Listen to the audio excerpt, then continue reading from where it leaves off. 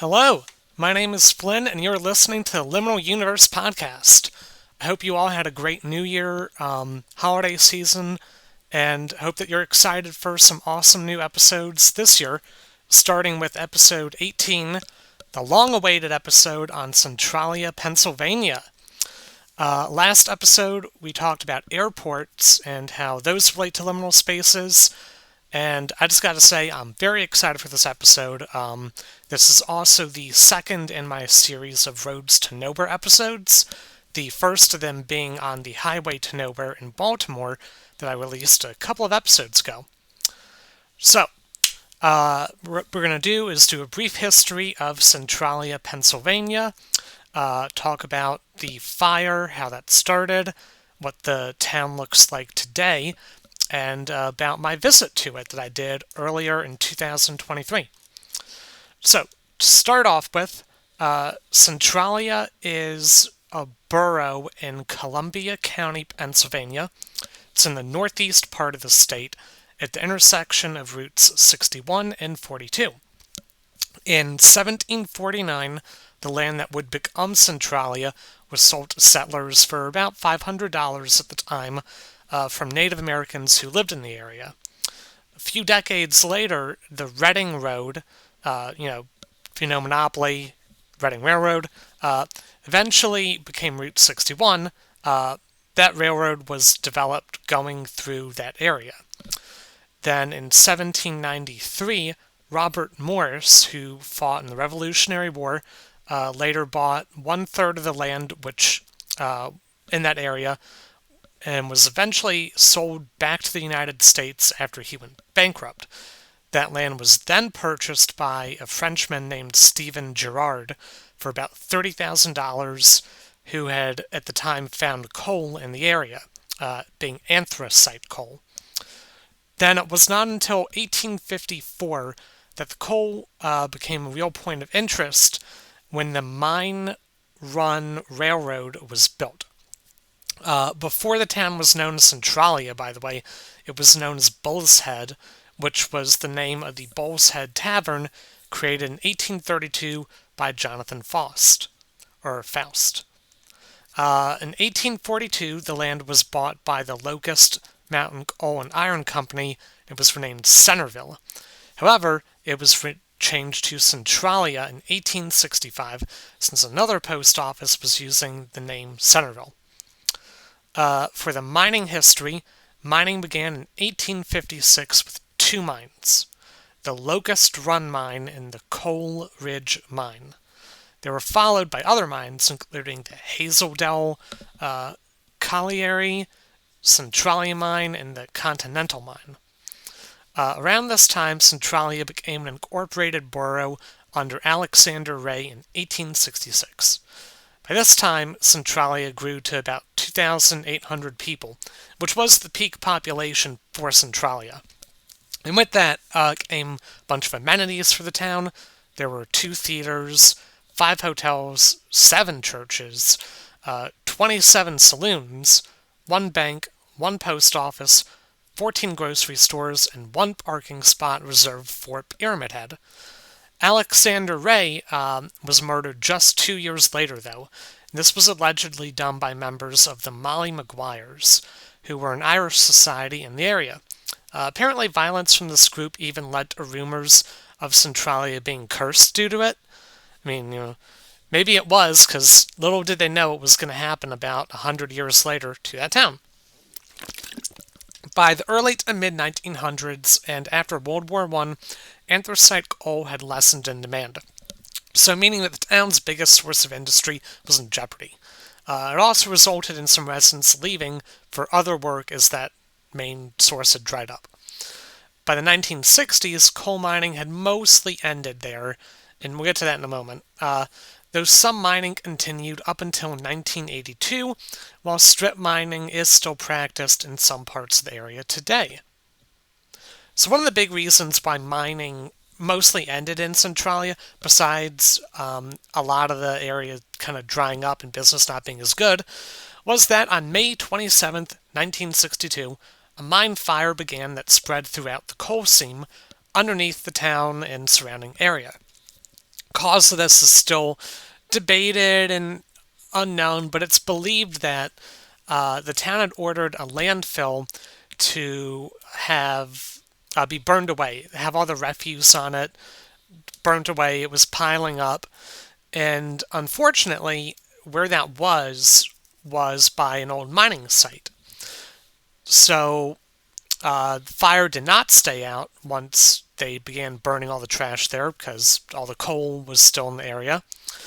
And despite attempts to put it out, nothing worked. These attempts included using water, heavy machinery to get to the fire, and also one local dude who said he could get rid of the fire for $175. Which, I mean, shit, that would have been a bargain. Also, he didn't succeed. Spoiler alert. Various plans made after that were to essentially dig out the fire by cutting it off from the other rest of the coal that was fueling it. However, some of those attempts might have actually made it spread even more by doing that. Also, one issue was that people were not working around the clock to combat it while the fire was on its own schedule. So it would be burning at the night and the weekends when people weren't working. So it doesn't just stop when everyone else goes home. Apparently, a total of 3 different excavation projects were considered, up until the third one, which was abandoned. Now, it did take time for the fire to spread, even though it was definitely out of control pretty easily. And by 1967, there was one more plan that had been made, but the flames by that point had moved hundreds of feet underground, and it was not possible for them to be cut off from the rest of the mines anymore. So that took too long, waited too long, and they couldn't stop the fire at that point. One other plan in 1969, but implemented in 1972, was to use a fly ash barrier to stop the flames. Fly ash, by the way, is residue that's left from coal mining and coal plants, and you can see this used in concrete roads, as fillers, and more. The barrier had actually already failed by 1972 of fly ash, despite it being complete in 1974. Unfortunately, in addition to that, fly ash is apparently dangerous to humans, and it can cause headaches, nausea, and respiratory problems. You should see a doctor about that. Despite trying their hardest to, the Bureau of Mines could not keep ignoring the problems. After the 70s, they had to alert the town residents of the growing danger of the fire right beneath their town. Also, by the way, train and rail service had ended in Centralia in 1966, which, while in part because of the fire, was evidence that the town was starting to die out anyways. I did say that, businesses were not booming anymore. By 1980, half of the residents were actually already gone, with only about 1,000 remaining, and health impacts of the fire and chemicals associated with it and the gases from it were becoming a big problem. Some of the various hazards from the fire included carbon monoxide and carbon dioxide, sinkholes as well, which also one kid fell into, but he was saved, barely saved. In 1984, Congress allocated $42 million as part of a voluntary relocation program for residents to leave Centralia by buying out of their properties. Almost all residents took the offer, and over 1,000 of them left with their homes being demolished later on. And not just homes too, like all the businesses, the, theaters, saloons, all that shit, that was all gone too. However, to get rid of the remaining residents, because not all of them left, Pennsylvania tried to use eminent domain to take their property in 1992, but they were countersued by the residents. In 2009, the governor began formal evictions, despite there only being 5 homes left standing. The legal battle in total took about 2 decades to resolve, and finally in 2013, the remaining 8 residents were allowed to still live there until they passed away, and then their properties would be taken under eminent domain and demolished, because they had officially lost the case. But the governor and the state figured they're already old, there wasn't much there, they would just let them ride out the rest of their time. And of course, not just the businesses, but and the homes, but there were pretty much everything was demolished. Today in Centralia, there's a reported population of 5 people, according to the 2020 census. In 2020, also, the townsfolk decided to cover up the majority of the Graffiti Highway, which was an abandoned part of Route 61 with dirt and gravel, and is mostly now inaccessible, at least by car. This part of the highway was seen on sites like Atlas Obscura and other places that mention, notable parts of Centralia. So it still exists, but it's mostly covered. There's not really much to see there. Also, the zip code was revoked in 2002, the zip code being 17927. For the remaining buildings that are in Centralia, there are like 5 homes, about 5 of them. There's 1 municipal building, which I'm not sure is actually in use at all, and also 1 Ukrainian church above a hill. There are a couple of smaller buildings in the woods as well that have tons of get out signs and spray paint on them. There is a cemetery as well, but that's about it. There's pretty much no structures left standing. Some other facts about Centralia, Pennsylvania are the most recorded residents, like I said earlier, were 2,800. As of now, there's officially 5. The fire also, by the way, caused the nearby town of Burnsville, Byrnesville, to be abandoned and demolished as well. And this was actually a really seldom known effect of the fire. I didn't know that town existed, let alone that the Centralia mine fires caused that place to be abandoned as well and demolished. That doesn't really come up much at all. So think of how small that place was. Centralia already was not a fucking bustling city, let alone Burnsville. The town council in Centralia still held meetings up to 2011, with the highest bill for the town being $92 for electricity. However, the town does have a positive budget, so you know what? Go Centralia. There may be no one living there and almost no buildings and a raging fire underneath it, but god damn it, they kept a positive town budget. Centralia also had a time capsule buried in 1966, which was almost stolen in 2014. It was later opened in 2016, and there was water in there, of course, because it was buried underground. Probably wasn't taken well care of. People didn't think to insulate it from water. There were souvenirs from the town, a lot of old mining equipment as well. Yeah. Centralia in the media, I'm sure you've all heard of it. The biggest and most famous reference to Centralia, Pennsylvania, has been the Silent Hill movie, which was adapted from the game series of the same name.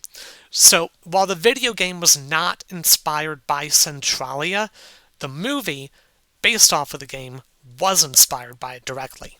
And it's really obvious if you watch it. There's all the falling ash. They talk about a mine fire closing the town. Centralia. So that's really cool, but that's something people kind of get mixed up a lot as they say the game's inspired by it. Just the movie, officially. The Travel Channel went there in 2013 for their show called Declassified. It was featured on Radiolab podcast on their Cities episode. It was in a PBS documentary called Centralia Mine Fire in 1982, and it was also used in one of the stories on Dean Koontz's book Strange Highways as an inspiration for something that he wrote. So, for a little town, it's fairly famous because of what happened to it. Now, let's talk about my trip to Centralia. So I said I went in early 2023.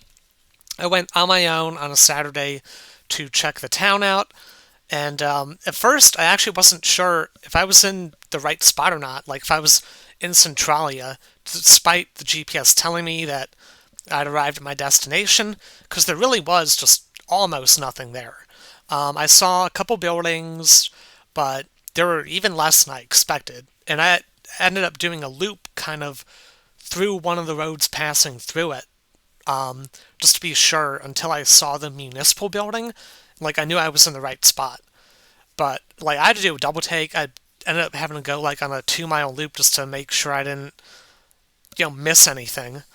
I drove around the municipal building as well, and I took a few pictures of the front and back of it, which you can see in the Imgur link that's linked below in the description. It was easily the best maintained building out of the very few that were left. And really the only sign, actually, aside from that in the church, that this used to be a functioning town. It says Centralia on it, so that's how you know you're in the right spot. But the couple homes are just chilling there. A lot of trees and stuff in the way. A lot of get out signs around them. A lot of get out signs around the church too, actually. But those are the only like actual non-residential things left there at all, besides the cemetery. So I drove a couple minutes further past the municipal building. I also passed by, like I said, the town church, which had like 5+ signs telling people to fuck off. So I took their advice on that one. I was alone there at the time. I didn't know if someone was gonna be watching and get angry if I tried even like parking, in their tiny parking lot and walking up to the building. Pretty sure some of the signs actually said, like, if you're not a resident here, like, don't come here. So even though I've done some stuff where I went to some abandoned places, I decided this time to play it safe and take heed of those signs. I did stop for some pictures, and you can see some of the pictures of the front of the church. Actually, the scariest part of the trip was right after I had passed by the church, and I did not go back the way that I came down the road. And I kept driving forward on the path that it was near, because my GPS said that the road continued, and looped back to the main road after like 0.7 miles, something like that. And I passed by a couple like really worn down single-story buildings that looked kind of like garages or something that had tons of bushes and trees on them, lots of go-away spray painted as well, and signs on them. Which again, I chose to follow that. Didn't want to risk getting shot. Because I figure anyone that actually lives in Centralia still, like, they clearly didn't want to leave and value their privacy. So I was not gonna get in the way of that. I did get back to the main road though, which again I was nervous about. It was a gravelly road. It was not well maintained past the church where I went. I thought for a bit I might have to like loop back around and like awkwardly turn my car around. Thankfully didn't have to. Then when I got back to the main road, I ended up seeing a large stretch of road that was covered in graffiti. And my first thought was I had found the graffiti highway that was kind of near the town center, but it turned out to just be a long road that happened to also have graffiti on it. And you can see this in the first video I posted on YouTube and Facebook and Patreon. Spoiler alert, I have a Patreon now, which is in the description of the podcast. I briefly talked to a group of 2 small families that were also on that highway, and they told me that their kids had watched a documentary on YouTube on Centralia the day before, and they took a day trip out there. So that was actually really surprising to me because I did not expect anyone else to be around. But that actually came in some real help later on. Also, I have linked what I believe the documentary they watched was in the description of this podcast, so if you want to watch that as well, you can see that. Anyway, the road that I was on was not anything special, and I expect that had I gotten to the actual graffiti highway, it would have looked about the same if it wasn't currently covered. In the video that I took, I actually cut it a bit short than I had anticipated just because I got spooked by like a weird noise that was next to me in the grass. And it turned out there were some deer that were just watching me over there. But I had no idea what happened, but I heard something and then cut the video off right around then.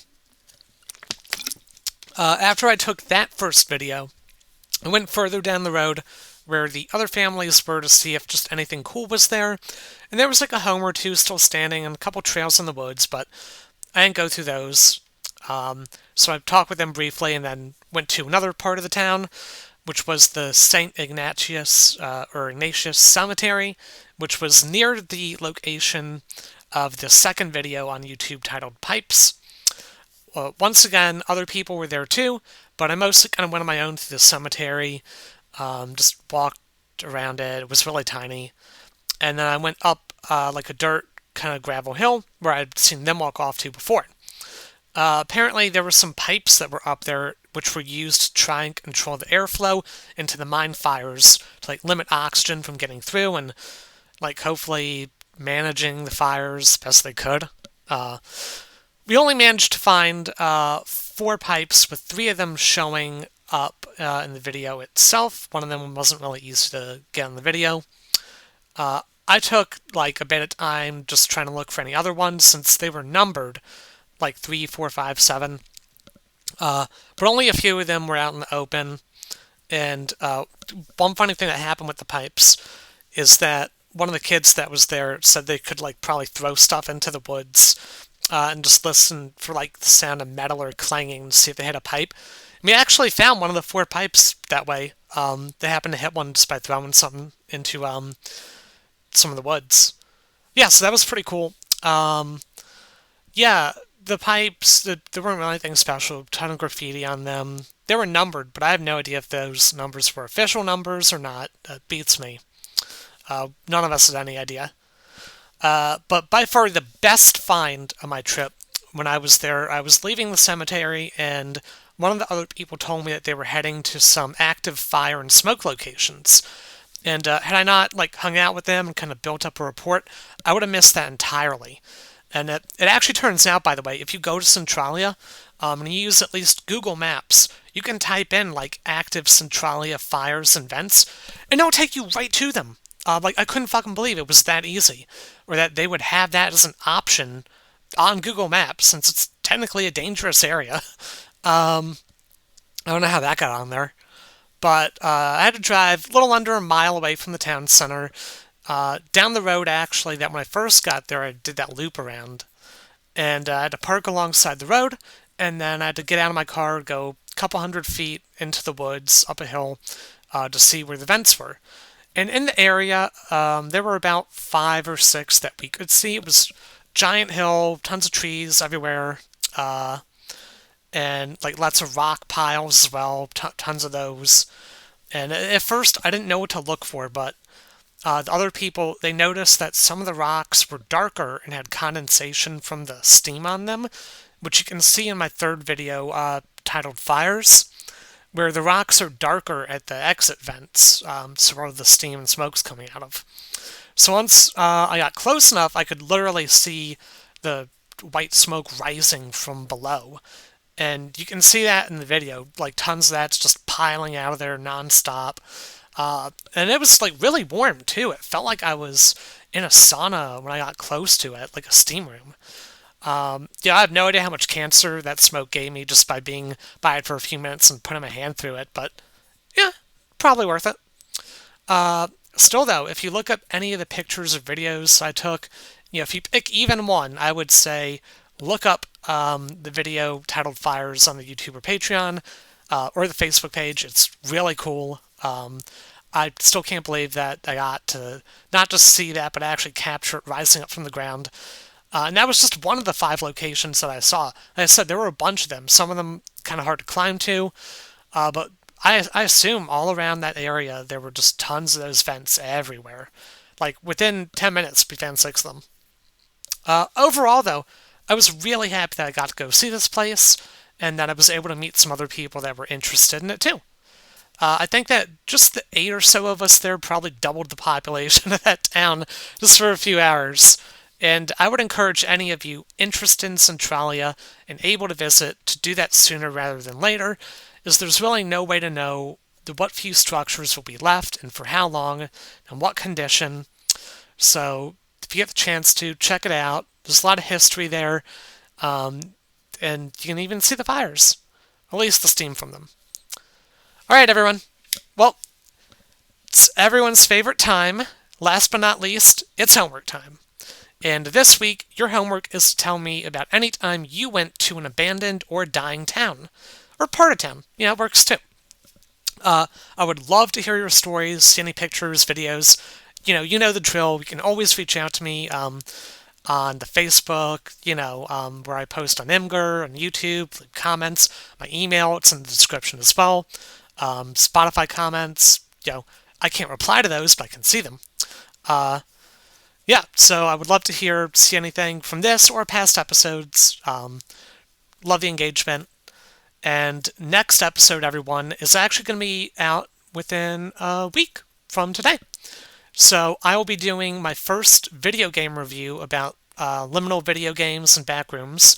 This was actually requested a little while ago from people on my Discord.